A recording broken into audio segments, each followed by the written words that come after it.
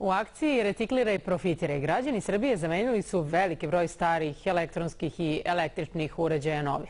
Njihovom predajom na reciklažu ostvarili su popust pri kupovini, a uskoro će za stare uređaje moći da se dobije i novac.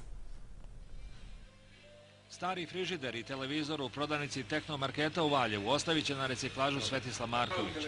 On će tako, kao i svi građani koji u Valjevo ili u 30 drugih objekata Tehnomanje i Tehnomarketa širom Srbije donesu svoje stare, dotrajale elektronske i električne uređaje, ostvariti popust na kupovinu novih aparata. Imao sam ova dva aparata koji su mi pravili problem i krš u prostoriji. Doneo sam ih ovdje, čuo sam za akciju da će ih oni reciklirati i tako učiniti manje problematični za prirodnu sredinu. Ujedno ću i ja dobiti proizvod koji mi treba po povoljnije cijene.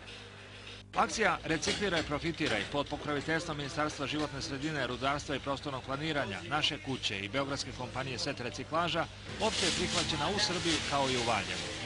Izuzetno veliko interesovanje građana za ovu našu akciju, svakodnevno dolazi u velikom broju.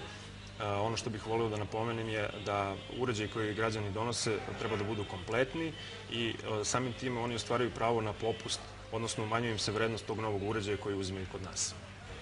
U Valjevu će uskoro početi i nova akcija Set reciklaže Keš za treš. Za razliku od akcije Staro za novo, građani će dobijati gotov novac za svoje stare dotrajale uređaje. U toku je organizovanje sakupljačkih centara u Srbiji.